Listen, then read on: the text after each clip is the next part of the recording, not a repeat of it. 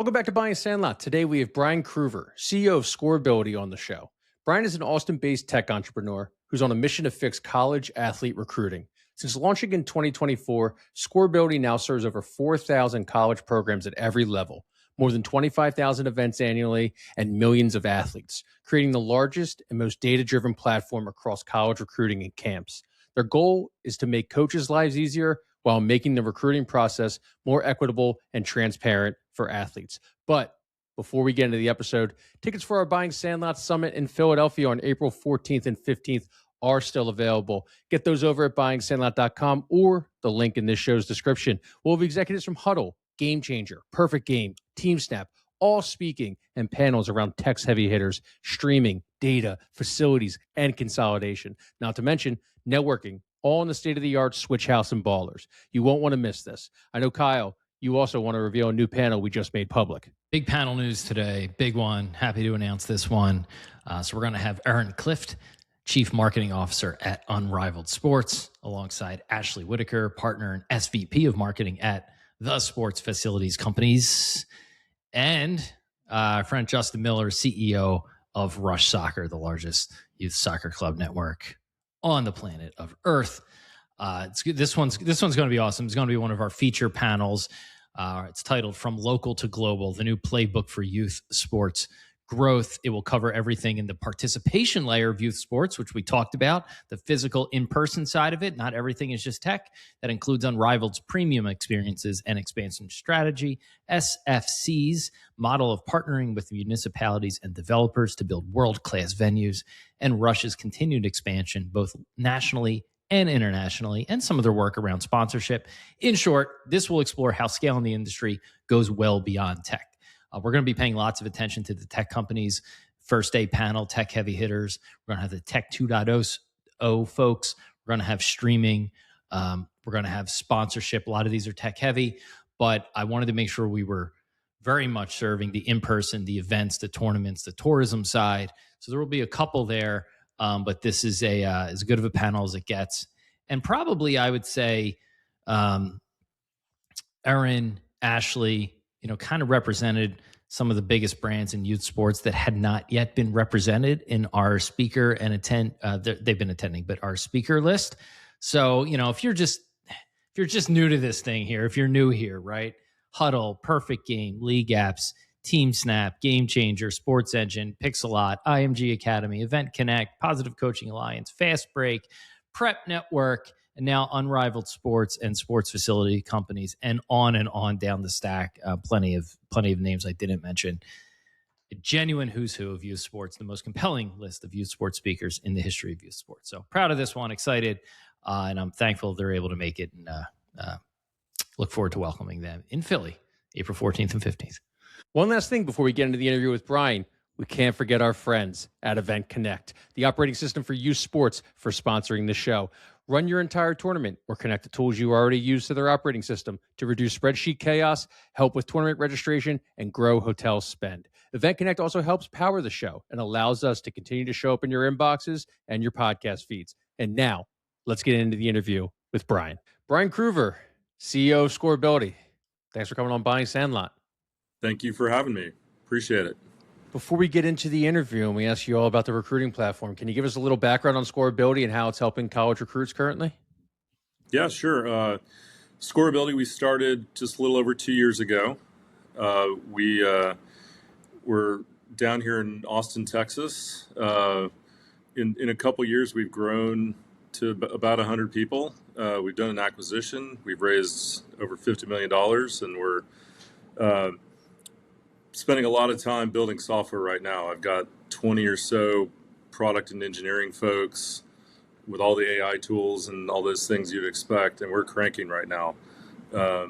Trying to reinvent how college sports recruiting works, trying to solve all the problems that athletes and families are dealing with, all the problems that college coaches are facing, even the high school and club team coaches have a lot of problems. So we're trying to fix everything.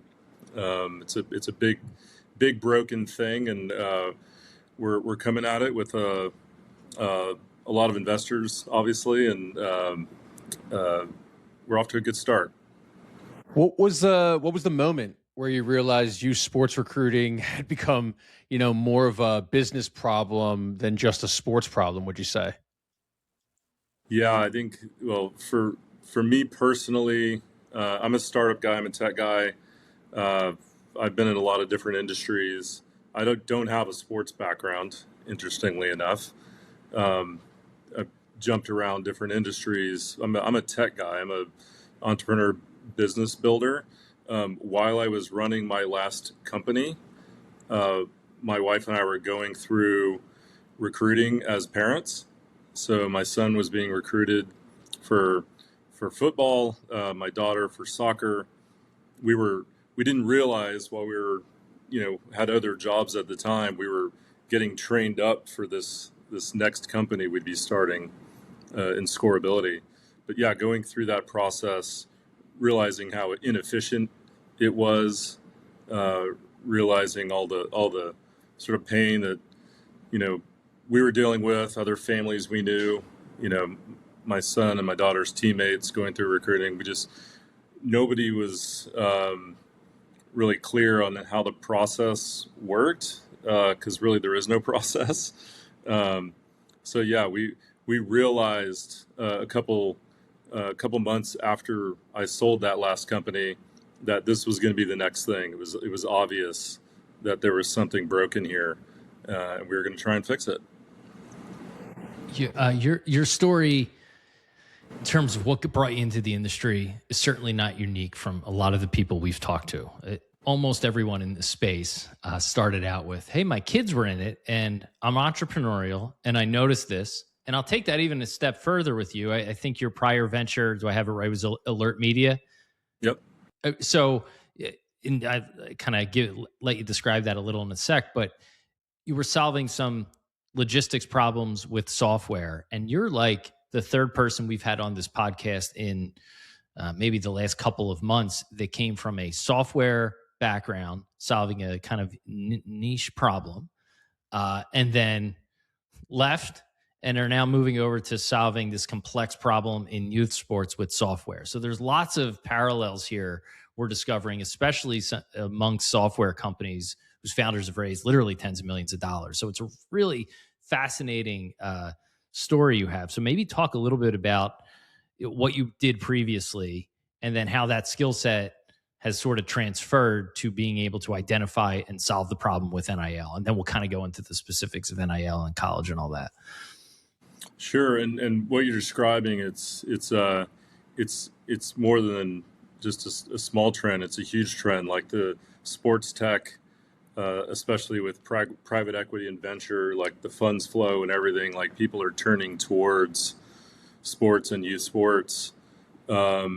Generally, it's recession proof, it's tariff proof, it's AI proof, it's all those things. So it's definitely red hot right now. So it's good timing. I think for me as a tech software guy, I think one of the things you realize is the math is hard. You've got 4.5 million athletes, generally each year self-identifying as wanting to play their sport in college. You've got 28,000 college sports teams out there. If you look at every level in every sport, hundreds of thousands of coaches at the different levels, all running around with two phones, trying to recruit thousands of kids across the country. It just doesn't work the math doesn't work for anybody. There's a lot of data, some of it real, some of it not.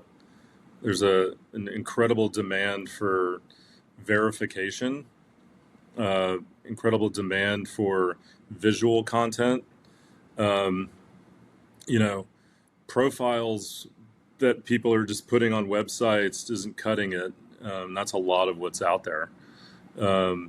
So I think what we realized is we could kind of reinvent how this data is collected and presented to coaches. We could become the marketplace. You come up when you're in startup, when you're an entrepreneur, you come up with like the easiest, quickest way to describe the thing you're doing, like in an elevator. We like to say this is LinkedIn for college sports recruiting. This is per the logo. You got coaches on one side, athletes on the other. We've already got 1.5 million athletes and 4,500 college programs in Scorability. And we're on a trajectory to just kind of become recruiting. That's really the goal. It's amazing. So let's use the LinkedIn example for a sec, right? On LinkedIn, right? Anyone can go on and post anything, right? One of the things we've talked a lot about on this podcast is some of the verifiable data around athlete metrics, their stats, in addition to their highlights, even something we talked about a couple of weeks ago, AI being able, now you can create an AI highlight that never actually happened. So talk about the athlete side of this, creating the profile, uploading data, highlights, measurements. What does that look like? How is it verified? How is it collected? And then we'll kind of get into the college side. Yeah, it's interesting you asked that. That's one of the problems, right? And in both directions. And we talk about when we were setting out to do this and kind of developing, our statements and our philosophies around what we wanted to be. And, efficiency I mentioned, but honesty is a big one too. And again, in both directions. The kids, and every time I say kids or the athletes, in parentheses next to that, it's the parents. The parents are filling out that profile. And if you let the parent type in the height and you let the parent type in the 40 time, you might not get exactly the right number there.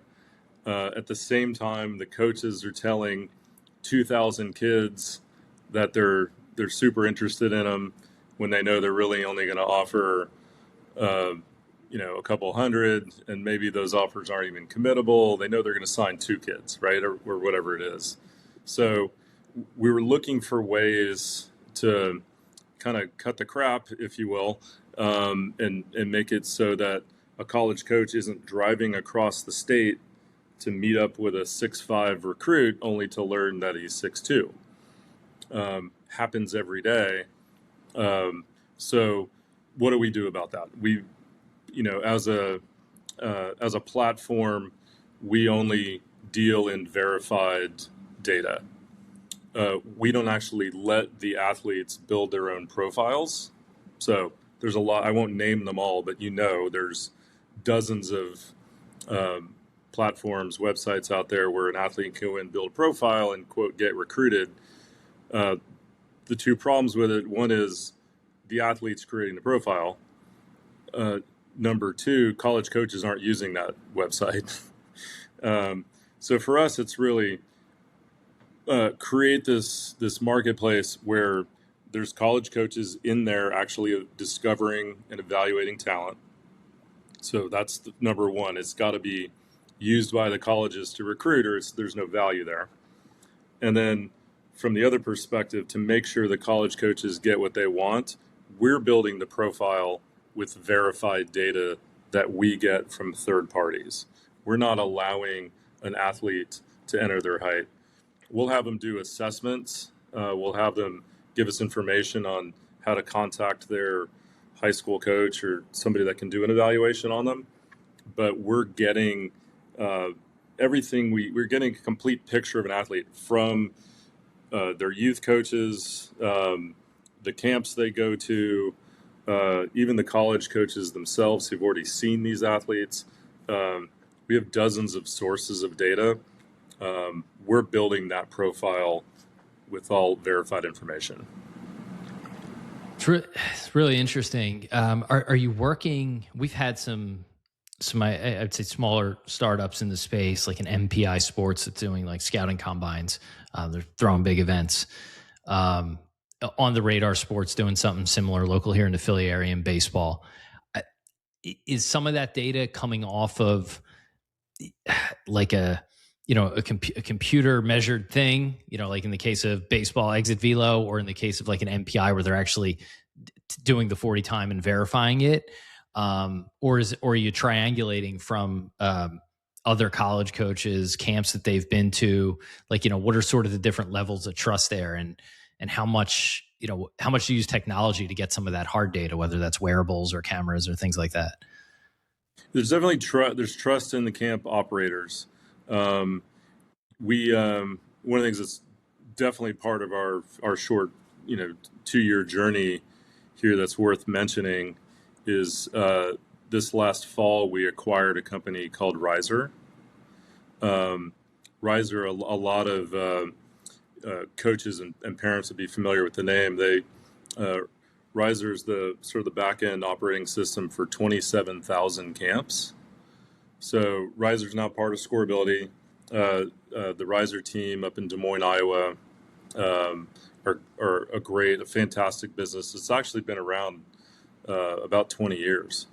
But all of those camp operators across every sport who work with Riser are now able to use our data collection technology that we've developed. So, like Villanova, where I know you're a fan, Villanova had the Scorability camp app at their football camp last summer. They were able to enter the times, enter the measurables, and capture visually, all in this Scorability app experience, the video of the kid running the 40 and entering the time, right? So you have both, right? You, as a college coach who's looking at the data from that camp, you've got the time. You can also watch the 40. You can time it again on the screen to verify, if it's hand timed. You want to make sure it's accurate. All of that's captured in our tech, and it's not editable, right? So there's no, like you mentioned, AI is not going to go in and change that video because it's one and done capture within our app. And so that, yes, we're trusting the operator to make sure the cone's actually at the 40-yard line in that case, right? They got to do some basic things correctly, but we're doing what we can to ensure that this data is as accurate as possible. And within the platform, our college coaches can see it, right? It's not just trusting a number in a spreadsheet. They're actually able to watch, that broad jump, that 5-10-5, whatever the drill is. The visual content is huge. That's a brilliant acquisition because we've talked about it, we've written about it. It seems like one of the big challenges in getting that verifiable data is just the trust network of how the data is coming in. And like, okay, well, there's a network out there that kind of does that is well positioned to collect this. I love that. Do you pull anything off of anything in wearables or anything like that to get data or not yet? To the extent any of the camps are using them, we'll pull in that data, but not really. We haven't done any of that yet. Another thing about our history to date, we started with football and we were football focused, probably in part just because of our background and knowing a lot about football with our son, knowing a lot of college coaches through our son's recruitment. Was sort of a natural place for the company to start. With Riser, we're expanding to women's volleyball, men's and women's soccer, men's and women's basketball, baseball, and softball. As we get into the other sports, there's different measurables that the coaches care about, and so we'll start to look at different partners, different data sources. I met with a company also here in Austin that does a lot of that kind of thing in baseball. And so data partners, different sources, we're looking at everything. Nice. Yeah, it looks like, with the acquisition of Riser, it's like we talk a lot about the collection data spot. It looks like you bought the collection data layer, you hooked it onto the infrastructure layer of college recruiting. Can you just talk a little bit more about how you're expanding into other sports, and how do you build one recruiting platform, would you say, that works across, very different pipelines? I know you talked about obviously how coaches like different data points in different sports. If you could just expand on that and what the strategy is behind that. Yeah, I think you know, the main thing, the top of mind sort of realization when we were starting this company was that, and I'm like you guys, you know, very, very much a sports fan. You know, I read a lot. I follow the sports news, and you know, until the last couple of years, you know, NIL and transfer portal and, you know, big time football programs, like that was probably 99% of my knowledge. Then you realize 99% of recruiting there is no NIL, there is no Power Four big name program. You know, there are thousands and thousands of, you know, D3 lacrosse players who none of that's relevant to their recruiting experience. And so I think, Kyle, to your question, the reality here is we want to be the answer for everyone. You know, whatever sport your athlete plays, whatever level they're capable of playing at, whatever college experience they're interested in, we want the answer to the question, how does college sports recruiting work? We want the answer to be scorability, regardless. So we're building tools for discovering and evaluating and engaging with athletes that a college coach at a, you know, JUCO in Idaho can use just as easily as the head coach of Alabama. And it's, you know, again, it's a lot of data, a lot of visual content, some predictive analytics, which gets really interesting. The further we go, the more data we collect. We can get very predictive on both sides, predicting for the athlete, you know, how they're going to fit into a program, predicting for the coach how successful that kid's going to be on that roster spot. All those kinds of tools are applicable regardless of sport, regardless of level. And it's been fun to start out building that way and seeing that, you know, work out where I can sign Miami one day and a D3 in Arkansas the next day, and both coaches are talking about how great it works for them. As I'm reading through some of your features here and just sort of the way it works on both the athlete, even more so on the school level, some ways it feels to me like when you're recruiting in NCAA football on EA Sports, right? Like you're able to sort. I'm reading through, like you're able to sort, you're able to filter by you know, verify measurables and mentality data, match needs to your programs. Like you're using software to, you know, quick filter the long tail of athletes in America for a coach at any level. It's pretty fascinating stuff. Yeah, and it's all initially born out of the experience we had as parents. Then conversations with the college coaches that we knew. Of course, they would introduce us to other coaches and staff members, GMs, player personnel folks. I would sit. This is in the, you know, that first, you know, kind of that first 6 months, right, where I'm just trying to learn what I can. You know, I'd sit with those recruiting staff members at those football programs and say, like, just show me how you recruit. And they'd have, you know, 14 different things open on their laptop, and they'd be trying to piece together, you know, a complete picture of an athlete and make a judgment about them. And it was just, again, super inefficient, a lot of different products, none of them very comprehensive. So we're solving for all that inefficiency and trying to make coaches' lives easier. You know, that's a big thing.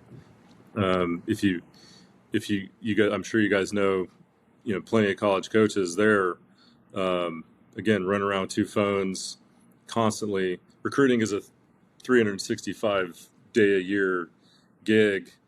You know, they want to get to know their kids, right? Like they want to they actually want to coach, which is, you know, coaches do less and less coaching today than they ever have because of how painful the recruiting process is. Can I ask you, and the answer might be all three, But who's the customer in this sense? Would you say, is it the coach? Is it the AD? Is it the player himself? What do you think? It's really it is three. It's probably not the three that you're thinking. The college coaches um, are number one. We started there. We built a product for them. Now that they're in Scorability recruiting, now I can go create an athlete experience. Which again, every time I say athlete, the word parent is in parentheses. So it's for those athletes / parents who now want their own efficient experience where they're being guided in the right way through the process. The third one is interesting. They're sort of a party to this, and they're very much. They used to be at the center of it, and that's the high school and club coaches. It used to be that they were the gatekeeper, and they had the relationship with the college programs. They could talk to the college program about which athletes were worth looking at, which ones were, at the talent level for that school, that sort of thing. And those athletes would depend on those high school and club coaches, right? Well, social media comes along and it becomes super easy for the college coach just to DM the athlete and start a direct relationship. When my son was in high school, we thought going into high school that the high school coach would be leading our recruiting process, would be, guiding us. And as we're going through it, it turns out it was completely opposite. We were letting the high school coach know how it was going. He would ask us, "How's recruiting going?" Because we were dealing directly with the college coaches. That sort of that new way of getting direct access to athletes kind of removed the high school and club coaches, from being in the middle. We're trying to put them back into the process. We know, we believe these high school and club coaches know these athletes better than anybody. And they care a lot about being credible. A high school coach isn't just going to write rave reviews and hype up one of their athletes. They're going to be honest, and they are being honest. We have a coach evaluation as sort of a fundamental piece of our athlete profiles. Every athlete can invite either their head coach, their position coach, maybe if they have a private coach. All those coaches are writing evaluations that the college coaches can see, and then the college coaches can contact those coaches to ask about the athletes. Like bringing them back into a process that in recent years they've been excluded from has been a huge part of what we're doing. It's interesting. What you're describing here is just so much of what's happened in society where, digital and social media just sort of disrupting traditional gatekeepers, in this case being the schools. Like, hey, athlete goes directly to college, and that can be good. And there's also downsides to that. And the downside here is that those high school and club coaches know those athletes better than anybody. And sorry to cut you off, but like the super inefficient part of that is like if you're a club coach for a volleyball team and a dozen of your girls are being recruited, you're probably having hundreds of the same conversation over and over and over again. So we're solving for that inefficiency as well. Yeah. Who do you guys consider competition, right? I mean, initially, before we kind of started the call, Huddle, of course, comes to mind, but that's serving more on the video and highlight side. There's things out there like NCSA. Kyle was actually down at IMG a couple of weeks ago, right? So like there are other platforms out there that they're trying to tackle this, and then certainly you have all the NIL folks that are kind of thinking about the exposure and the branding side. Who's your direct competitor, or do you guys not feel like you don't have one? We have a lot of companies out there that are sort of adjacent or close to, a little bit of overlap, but I don't think anyone's approaching it the way we are. NCSA IMG is a partner of ours. they've worked with Riser for a long time, and so we've got a we've sort of restructured that relationship in a way that works for both of us. There are on the Riser side, on the camp side, there are plenty of companies out there that'll provide similar, payment processing, camp sign up forms, but none of them are doing like the level of service and the camp app I described, all that kind of stuff. So we're definitely unique already in this marketplace. It's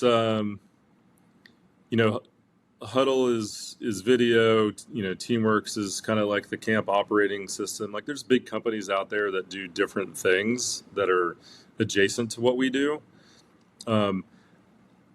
I like having a lot of competitors.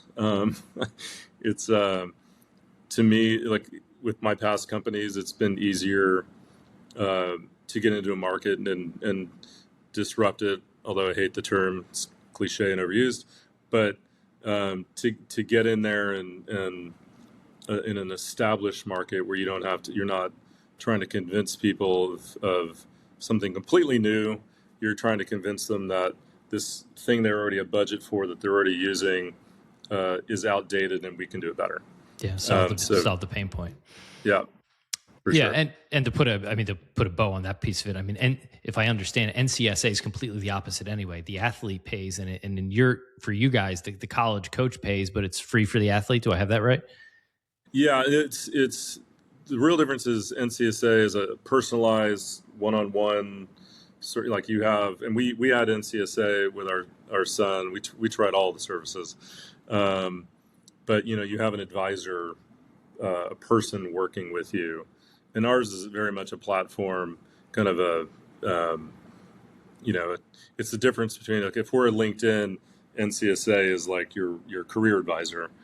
So that's the real difference there. So we're able to kind of coexist and promote each other with no overlap. One of the 100, maybe $10 billion words in the industry is interoperability. Right. We talk to a lot of the tech companies, certainly, down even to the younger youth, more the youth level. Team Snap certainly skews a little bit younger. League Apps, Game Changer, all the way up to Huddle and things like that. I'm a huge Game Changer fan, by the way. Yeah. No, great stuff. We had Samir on a couple of weeks ago.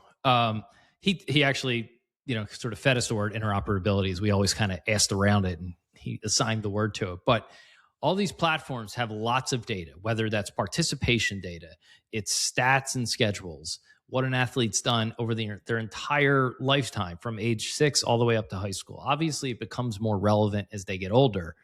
Huddle has lots of video, things like that. Game Changer has video.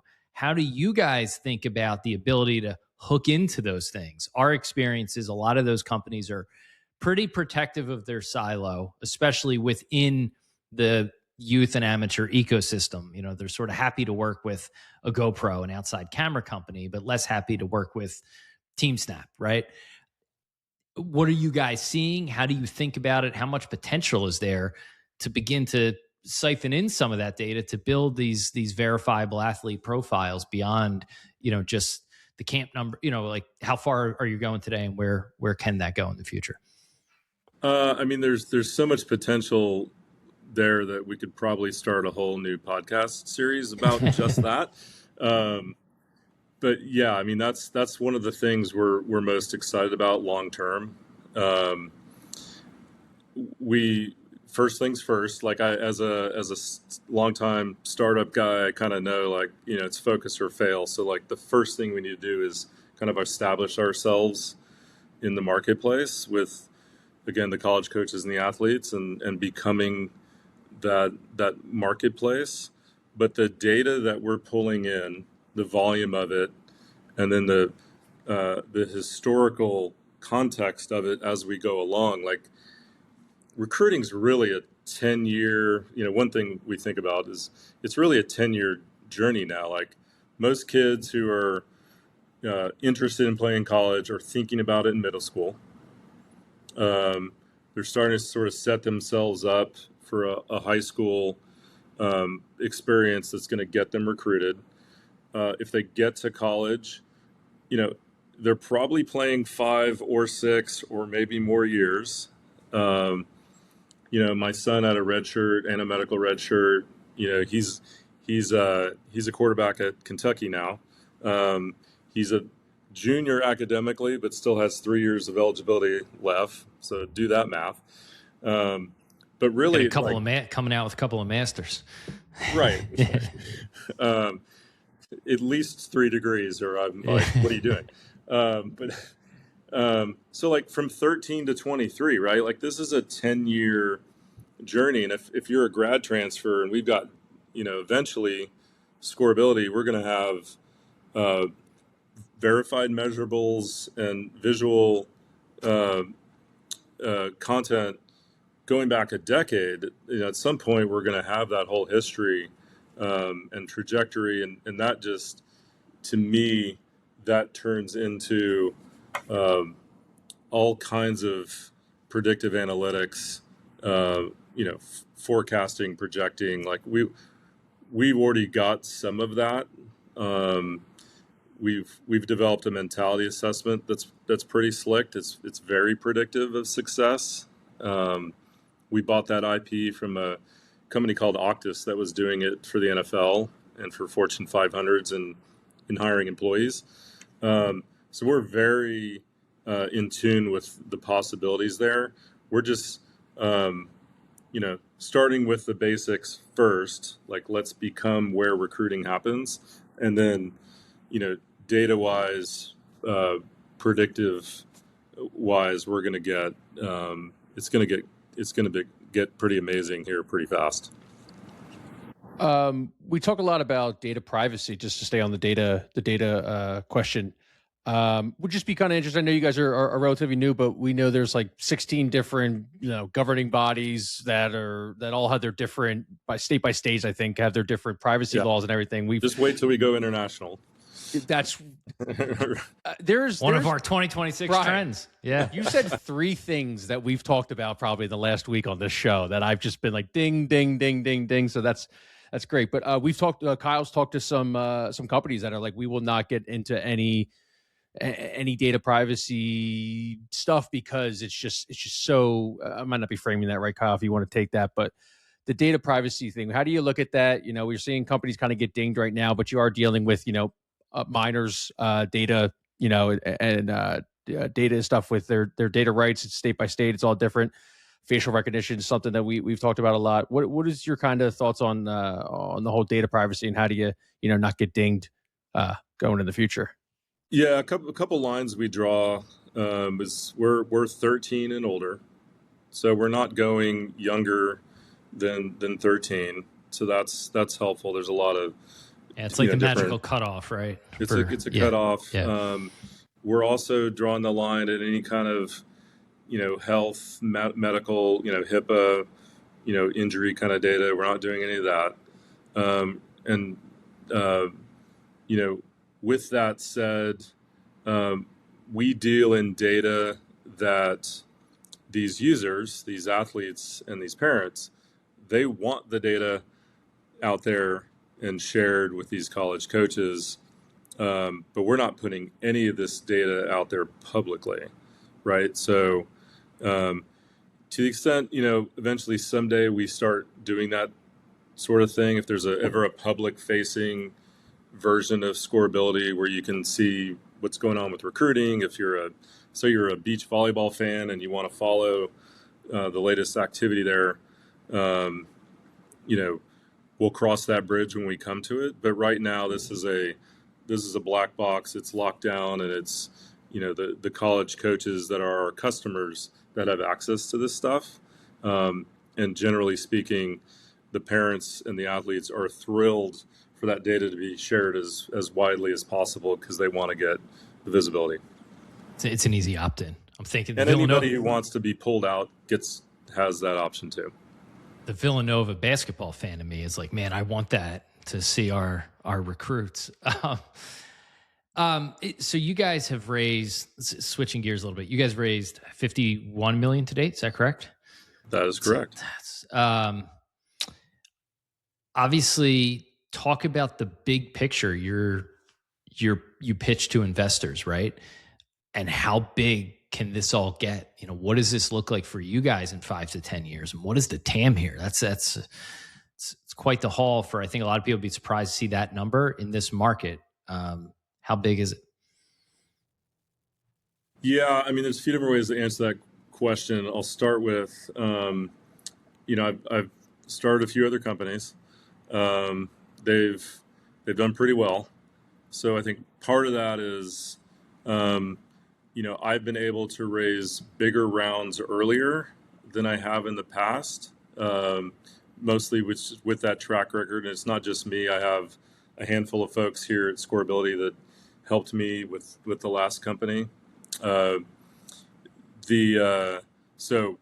showing up with, a couple PowerPoint slides saying, here's what we're thinking about doing. They're like, yeah, whatever. Here's a check. So it's been nice to be to have that, that credibility walking into those fundraising discussions. But people are very aware, like I said earlier, that sports tech is red hot and growing. People see the focus, on especially in college sports, on the money side of things.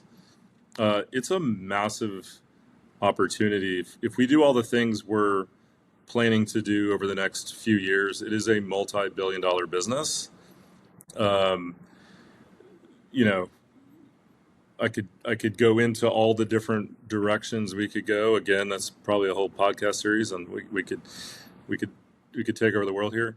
But yeah, it's exciting. It's, I've done a few startups, and what I kind of look for early on is, a lot of startups in the early stage, they realize as they're going along, well, that's not what we thought it is. There's not as much there as we thought, or the market's smaller, or what are we going to do when we sell through this list of customers we have? Most startups go in a direction of a shrinking opportunity over those first few years.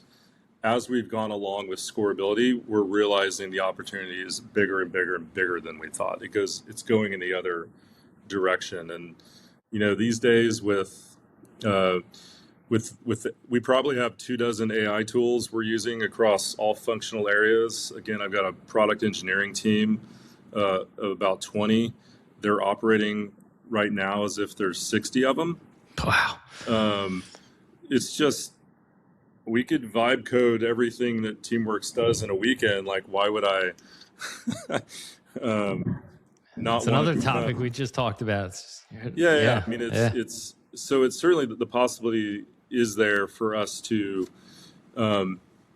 within this lane we want to stay in, which is that youth to college sports journey, this kind of roster management, kind of athlete management. Like, there's so many worlds there that we think we can conquer in a short amount of time. I'm just excited. We're having a lot of fun. My last couple of companies were kind of life and death subject matter. They're pretty serious stuff. Alert me. I'm reading through Alert Media here. It's not light. It's not light. I'm thrilled to be in sports. The high school coach piece. So the high school coach piece looks same as the athletes, free. And if I'm kind of listening to you talk here, it makes the high school coach and athletic director's life more easy because they don't have to have the same conversation 100 times, and they can also offer this as a service to their athletes. Hey, like we're able to help you get you recruited and use technology to do so. And as you give the LinkedIn example, I'm just like, I'm thinking, I'm sure this is stuff you've long thought about, but like, it's perfect. You're creating a social network where people are incentivized to come on, and you have a natural buyer of that information on the other end, which is colleges, and the users, the high school coaches and athletes, want to give as much information as possible. I mean, it's like, it's the social network with like all the incentives correctly aligned in so many ways. Yeah, and we're especially excited about the camp phenomenon, which we've learned a ton about the last couple of years. We helped run a bunch of camps last year. We were at the DFW showcase, the big TCU camp with 3,000 athletes there last summer. Lindenwood runs a huge camp. This year we're going to do Mercer, which is a huge camp. These are mega camps with thousands and thousands of athletes. What's most interesting about them is the visiting coaches. So these camps are very much a shared experience across a lot of programs where it's not just TCU hosting a camp, it's TCU and 300 other schools visiting, recruiting together. TCU knows that, there's a small number of athletes there that are probably at that level that they would want to actually offer and put on a roster. The other 2,990 kids at that camp, maybe they're going to want to go FCS or D2, D3. They invite all those coaches in, and it's really an incredible scene to have that many athletes, that many programs represented. But before we came along, it was just total chaos.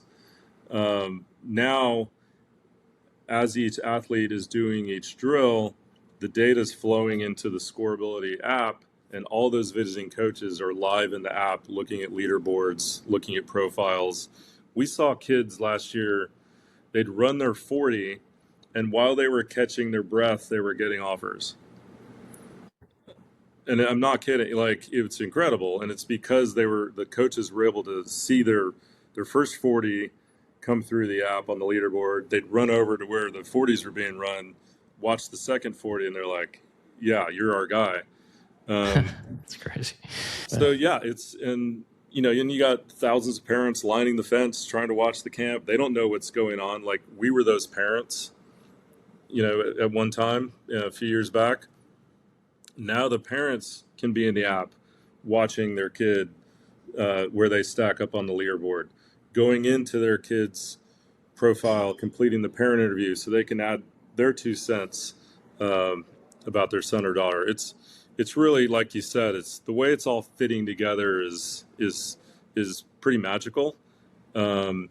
Which is, I think, one of my main jobs over the next couple of years is to not lose that, right? To keep it simple and keep it all, meeting those needs of all those different audiences and not getting too complicated with it. Yeah, it's easy to cast a huge net in this industry, and we see a lot of companies that do that where it's hard to make that elevator pitch. Yeah. And to overcook everything, right? Yeah. Well, hey, listen, thank you so much for coming on. This is a really interesting conversation, and we'll definitely be following along. Anytime you wanna come on, you let us know when you start introducing those new capabilities and everything, those new features on the app. All right. Awesome. We'll do. I enjoyed it, and I really appreciate you guys having me. Why don't you plug away? Tell people where they can find you, learn a little bit more. Plug your website, LinkedIn, whatever you want.